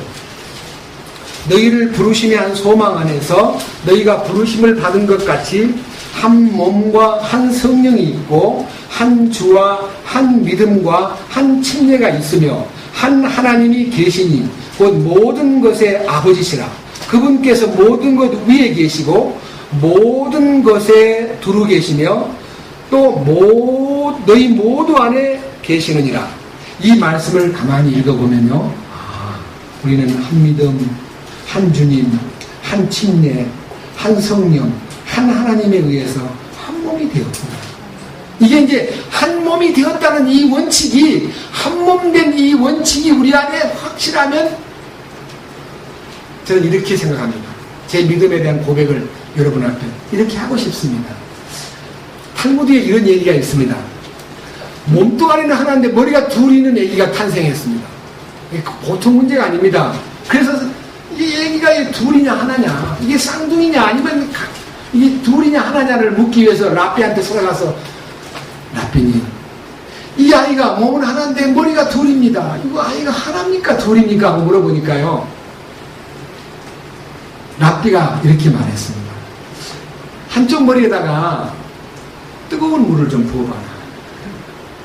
엄청나게 뜨거워서 어쩔 바를 모르는 머리가 있는데 한쪽에서 희죽희죽 웃으면은 둘이고 둘 다 울면은 한 몸이니라. 그렇게 가르쳐 주었답니다. 주님의 교회는요 사실은 쌍두체제예요. 쌍둥이와 같아요. 예수님이 한 머리이지만요 그 몸 안에 있는 형태로 보면 유대인과 이방인이 둘이 이렇게 있습니다. 그럼 유대인이 고통을 당할 때 우리들은 웃고 있으면 안 돼요. 이방인이 고통당할 때 유대인이 웃고 있으면 안 되는 거예요. 이 부분에서 우리는 한 몸의 원리라는 것은요, 그들이 아픔을 느낄 때 우리도 아픔을 느끼고, 그들이 기쁨을 느낄 때 우리도 같이 기뻐하는 것이 성령 안에서 하나라는 원칙을, 고린도서 12장에서 한 몸이 고통을 당하면 모든 지체들도 함께 고통을 느끼고, 한 몸이 즐거워하면 한 지체의 즐거움이 모든 지체의 모든 몸 안에 기쁨이 되듯이 우리는 한 몸을 의식하고 사는 것이 주님의 뜻이다 그랬어요. 그런 의미에서 에베소서 4장 7절, 그러나 주께서 우리 각 사람에게 그리스도의 선물의 분량대로 은혜를 주셨나니, 그러니까 우리 모두에게 각 사람에게 주님이 풍성한 분량이 있고 그 분량에 따라서 각자에게 은혜를 주셨다. 우리가 각자가 주님의 은혜 가운데 공급을 받고 있습니다. 두 번째, 그 공급이 뭐냐? 8절, 그러므로 그분께서 이르시기를 그분께서 높은 곳으로 올라가실 때에 포로로 사로잡힌 자들을 사로잡아 이끄시고, 주님이 죽었다가 부활하셔가지고요 승천하실 때 죽음의 권세 가운데 빠져있던 우리들을 확 낚아채가지고, 다시 말하면 사탄의 권세에서 완전히 낚아채가지고 같이 데리고 하늘로 갔다. 우리를 사망 권세에서 건져내서 우리를 죽은 자들 속에 있던 우리들을 주님의 죽으심이, 우리를 포함한 죽으심이 이시기 때문에 죽은 자들을 사로잡아가지고 그를 데리고 이끄시고 사람들에게 무엇을 줬습니까? 선물을 주셨습니다. 이 선물이 우리의 이김이요, 우리의 부활 생명이요, 우리의 등극이요, 우리를 왕과 제사장으로 삼으신 것입니다. 이 선물을 받은 거예요. 그 다음 보십시오. 9절. 이제 그분께서 올라가셨은즉 그것은 곧 그분께서 또한 먼저 땅의 더 낮은 부분으로 내려가신 것이 아니면 무엇이냐? 그분이 가장 낮은 음부로 내려갔다가 우리를 그 음부에서 모든 인류를 끄집어내가지고 영광스러운 승천, 그분의 승천에 동행하도록 우리를 이끄신 겁니다. 그런데 그 일을 참으로 믿고 따르는 자들에게만 일이 유효하게 효력을 발생하는 것입니다. 밑에 보십시오. 10절, 내려가신 그분께서 또한 모든 하늘들보다 훨씬 위로 올라가신 바로 그분이시니 이것은 그분께서 모든 것을 충만하게 하려 하십니다. 그분께서 더러는 사도로, 더러는 대언자로, 더러는 복음 전도자로, 더러는 목사로, 더러는 교사로 주셨으니, 이것의 교회사 가운데서요 주님이 필요하다고 느낄 때 사람을 세워가지고 당신의 뜻을 알려주는데, 여기 계신 여러분들도요, 저가 주님의 뜻을 알리는 사람으로서의 통로가 되지 않고 주님의 뜻은 가려놓고 제 뜻만 알리고 제 주장만 내세우고 제 가르치는 지식만 여러분 앞에다가 주입을 시키면요, 여러분은 빨리 보따리 사가지고 갚아야 됩니다. 어디로? 주님의 공급이 있는 곳으로. 참으로 주님의 공급을 믿는다면요, 여러분들은 세 가지 목적을 따라야 됩니다. 이 목적이 여러분에게 이루어지기를 주님의 이름으로 소망합니다. 다 같이 읽겠습니다. 12절, 이것은 다 같이요. 이것은 성도들을 완전하게 하고 됐습니다. 첫째, 불완전한 성도가 아닙니다. 완전한 성도가 되어야 됩니다. 여러분, 완전한 성도라는 게 뭡니까? 죄와 상관없이 완전히 주님의 능력, 이 성격하고도 상관없이, 세상의 어떤 환경하고도 상관없이 정말 주님을 향해서 내 아버지께서 완전하니 너희들도 완전하라는 말씀이 아버지에 의해서 이루어졌습니다. 내가 이루는 거 아닙니다. 그분의 완전하심이 나타날 때 나의 완전함, 그 완전함이 그분 안에서 이루어지는 것이지 내 노력과 관계가 있는 것이 아닙니다. 내가 힘쓰고 애써서 완전함으로 다가가는 거 아닙니다. 불완전한 내가 완전히 포기될 때 주님의 완전하심이 선물로 주어집니다. 이게 완전한 것, 성도들의 완전입니다. 이게 완전히 이게 택함 받은 첫 번째 코스입니다. 얼마나 많은 사람들이 불완전하냐? 여러분, 문둥병 환자 10명이 문둥병 수용소에서 다 이탈을 했어요. 안 그래요? 어떻게 동네까지 와요? 문둥병 환자들이 동네 못 들어와요. 동네 들어오면 사람이 돈을 던져요. 그가 문둥병 환자가 어디 가려고 그러면 부정하다고 접근을 미리 막아야 돼요. 근데 동네 예수님한테 온 거예요. 이게 뭐예요? 관념과 환경과 어려운 것을 돌파하고 예수님만 만나면 산다던데 갑시다. 어딘지 모르지만 만나러 갑시다. 10명이 막 뭉쳐가지고 예수님 막 만나자마자 주여 우리를 불쌍히 여기소서. 주님께서 가라. 가서 너희 몸을 깨끗하게 된 것을 보여주고 예물을 드리라고. 네! 알았습니다! 하고 가다 보니까 문둥병이 없어버린 거예요. 그럼 그 사람은 이제 깨끗해졌죠? 네. 그럼 어디로 가야 돼요? 축계로 가야지요. 돌아가서 축계로. 근데 한 사람밖에 안 가요. 주님이 뭐라 그랬어요? 그 아홉은 어디 있는? 그 아홉이 누굽니까? 불완전한 구원. 완전한 구원은 주님을 다시 만나야 돼요. 맞잖아요. 그 한 사람. 이게 많지 않다는 뜻이에요. 많지 않아요. 완전함이 나아가는 사람. 오, 주여. 내가 나음받고 내가 깨끗해진 다음에 주님과 만나가지고 그 다음에 눈먼 자. 평생 날 때부터 눈먼 자가요. 막 눈을 떴다니까 동네 사람들이 놀래가지고 막 부모를 불러다가 정말 내 아들이냐? 아, 내 아들은 맞습니다. 어떻게 눈을 떴느냐? 제가 컸으니까 걔한테 물어보시죠. 저는 모르겠습니다. 왜? 예수님이 낳겠다고 말을 하면요. 그 사람이 충돌을 당하기 때문에요. 그 애한테 물어보시오. 자꾸 와서 묻습니다. 그러니까 하는 말이 자꾸 말해도 또 말을 못 알아듣고 또 배우러 왔으니까 내가 이제 눈 뜨고 이제 내가 알았는데요. 내가 확실히 아는 것은 지금 내가 날 때부터 장님이었다가 지금 봅니다.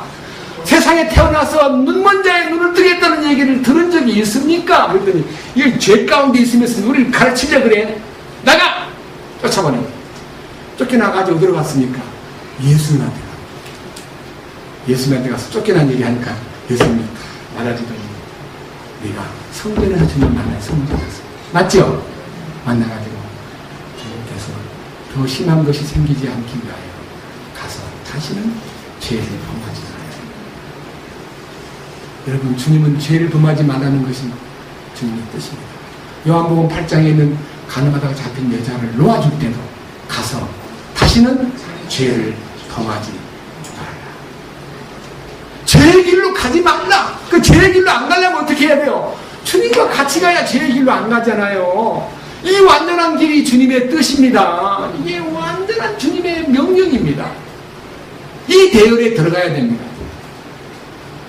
첫째, 성도를 완전케 하는 것. 이건 너무너무 중요합니다. 두 번째, 에베소 4장 12절. 이것은 성도들을 완전하게 하고, 두 번째는 뭐를 해요? 섬기는 일. 아까 말한 대로요. 정말 영적으로 내가 이 자리까지 오기까지 얼마나 많은 희생이 있었겠냐. 얼마나 많은 과정이 있었겠냐. 나도 그 일에 대해서 어떻게 하면 함께 할까? 나도 이 복음을 위해서 어떻게 내가 쏟을 수 있는 것이 무엇인가? 시간과 내 자신의 모든 지식과 내게 주어진 모든 환경과 물질, 이 모든 것을 이 복음을 위해서 샀다. 여러분 속에 그런 뜨거운 마음이 불붙어야 정상인 것입니다. 네? 왔다 갔다 일주일에 한 번씩 만나고 그냥 자기 믿음을 유지한다는 생각은 절대 노입니다. 아닙니다. 왜? 마지막 궁극적인 목적이 있기 때문입니다.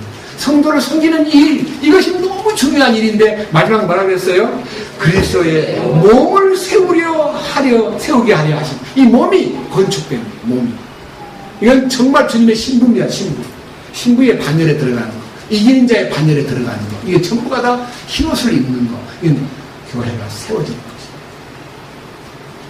그 다음, 그로 인해서 다 13절 다 같이요. 마침내 우리가 다 믿음과 하나님의 아들을 아는 것에서 하나가 되어 완전한 사람에 이르고 그리스도의 충만하심에 장성한 분량에까지 이르리니. 이게 이제 우리가 결과예요. 결과. 예?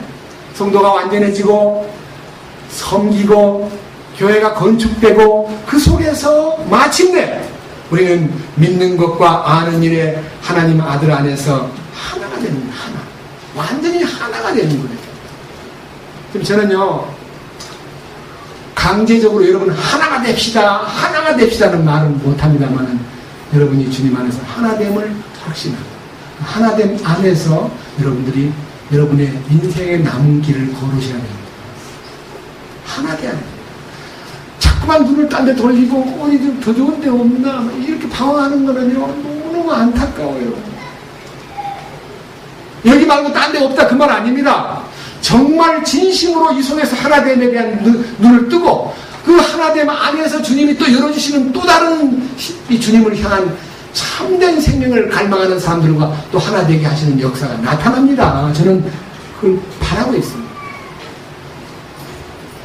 어젯밤 인터넷에서 이걸 떴습니다. 중국의 홈처치라는 홈처치 가정교회, 이 홈처치가 지하에서 모여지는데 대부분 30명, 20명, 50명 많아봐야 그렇게 모이는데요. 이게 얼마나 강하냐면요, 북경에도 많고 시골에도 많고 하는데 중국에서 외형적으로 내세운 삼자교회라는 교회, 그것은 국교회입니다. 국교회. 국교회는 공산주의 앞잡이들입니다. 공산당을 유지하기 위해서 교회 안에다가 특별한 훈령을 내리고 목사를 교회 나라에서 월급을 줍니다. 그 교회는 대부분 다 성령의 역사가 없는 교회. 그럼 그들은 그들 교회 안 나갑니다.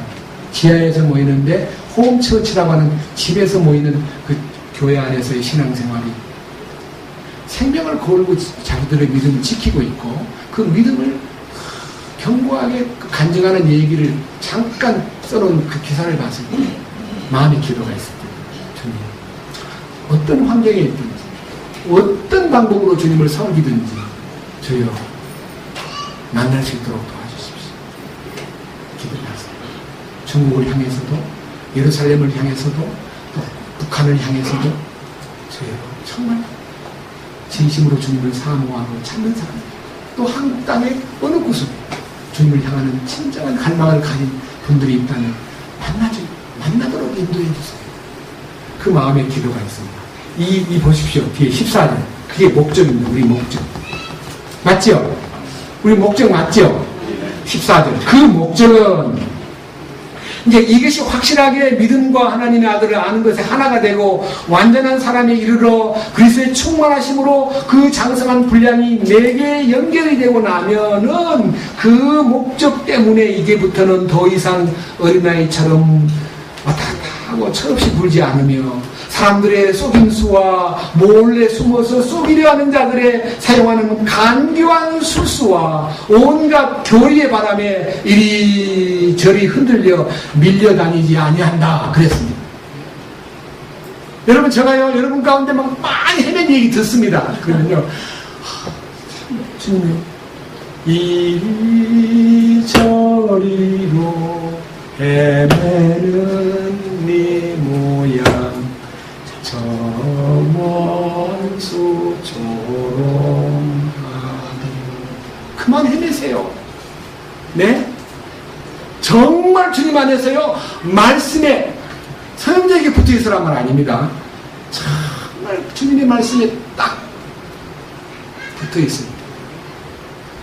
감정을 버리고 말씀에 서니 불완전한 공원 완전해지고 내가 붙잡던 것 주가 붙드네. 여러분 주님이 날 붙들어야지 뭐 내가 뭐 붙들고 따라갑니까? 대구에서 있었던 일인데 어떤 분이요 정말 십자가의 도를 깨닫고 너무 감사해서 주님 날 붙들어 주셨다는 그 믿음이 있어가지고 어느 교회 신방을 이제 가자 그래서 가서 병원에 가서 어떤 장로님이라는 분이 아파있기 때문에 같이 기도하고 나서 장로님 안녕히 계세요 그러더래요. 주님을 꼭 붙드세요. 자매님도 십자가를 꼭 붙드이소 그러더래요. 그래서 장로님 십자가는 우리가 붙들면 안 돼요. 왜 안 돼? 십자가를 붙들어야지. 장로님 십자가 날 붙들어 주셔야죠. 제가 어떻게 십자가를 붙듭니까? 네? 우리가 어떻게 붙듭니까? 네? 주님 나를 붙잡아 주셔야죠. 이게 일어나면요, 여기 말하면 얼마나 많은 사람들이 속임수와 간교한 술수와 온갖 이상야릇한 교리를 가지고 막 바람을 일으켜서 우리로 하여금 이리저리 흔들리게 하고 밀려다니게 만드는 것이 오늘날 사탄의 역사입니다. 주님에게 집중시키지 않고 말씀에 집중시키지 않고 우리를 얼마나 방황하게 만드는 겁니까? 우리는 방황 청산합시다. 네? 청산해야 될 거 아니에요. 주님 안에 견고하게 딱 길이 보이는데 저는요, 제가 솔직히 이 로마서 15장 오늘 읽은 이 본문을 읽으면서요, 이 분량을 다 설명하려면 어떻게 할까? 주여, 나는 할 수가 없습니다. 주님께서 말씀을 통해서 우리들을 정리해 주십시오. 이 성도를 섬기는 일이 얼마나 위대한 일인가를 알게 해 주십시오. 우리에게 물질 쓰는 지혜를 주십시오. 고린도후서 9장 맞아보겠습니다. 고린도후서 9장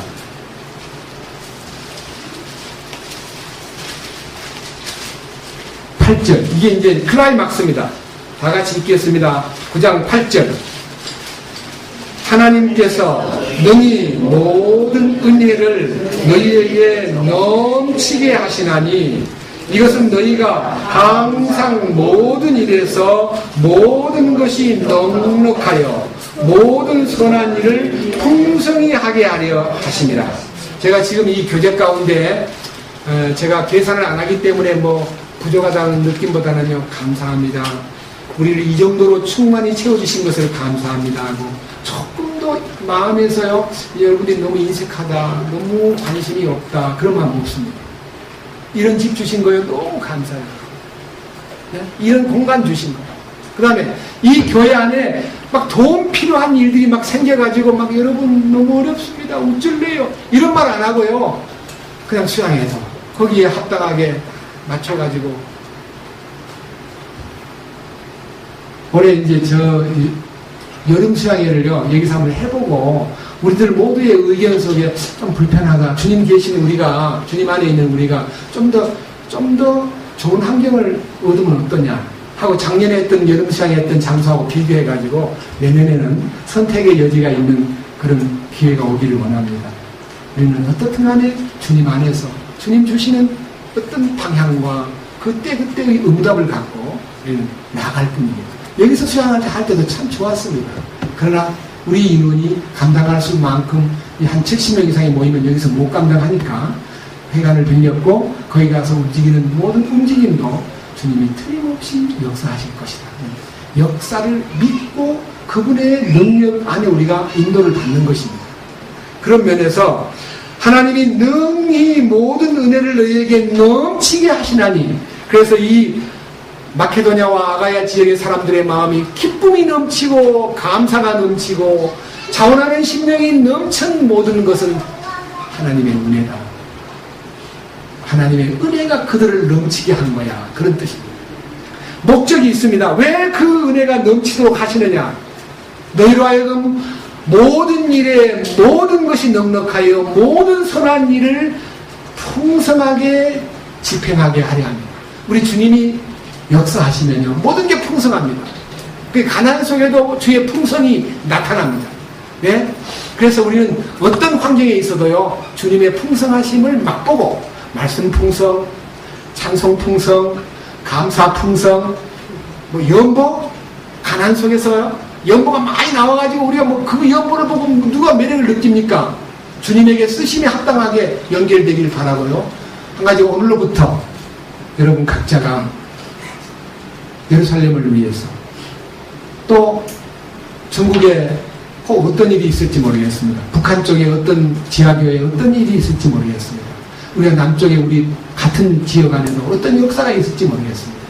성도를 섬기는 일에 대한 이 말씀이 실행되기 위해서, 여러분이 옛날에 우리 교회 다닐 때 우리 집에 우리 부엌에다가 성미함을 하나 놔가지고요, 저희 어머니는 밥을 할 때마다 성미 그 함에다가 모아서 일주일 모아가지고 그걸 교회 들고 가더라고요. 어머니 회 때. 어머니 그걸 뭐하러 들고 가세요? 그랬더니 다들 들고 가는 겁니다. 성미라 그래가지고 쌀을 모아가지고 가져간다 그래요. 여러분 마음속에서 일주일에 한 번 정말 주님의 거룩한 뜻을 나타내기 위한 성도 섬기는 헌금을, 그것이 예루살렘으로 갈는지, 우리가 소식이 들리면 해야 될 일입니다. 아직도 이 모든 세계적인 움직임이 사도 바울의 시대에는 공유되고 있지만 우리는 지금 공유 라인을 갖지 못한 채 어떤 면에서는 외롭게 우리들끼리 모여서 가고 있습니다. 그러나 할 수만 있습니다.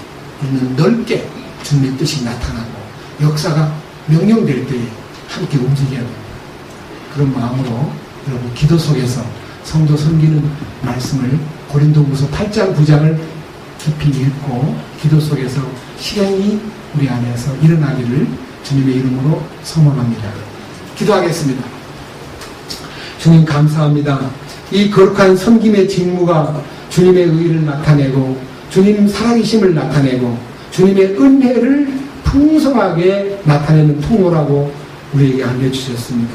이 놀라운 말씀을 우리가 살면서 실행하고 사도 바울이 이 일들을 위해서 자기 생명을 걸고 움직였던 것처럼 우리들도 성도를 섬기는 일에 대하여 눈을 뜨고 바르게 의롭게 진실되게 말씀을 쫓아 뜨겁게 나아갈 수 있도록 인도하여 주시옵소서. 우리 주 예수 그리스도의 이름으로 기도드렸습니다. 아멘.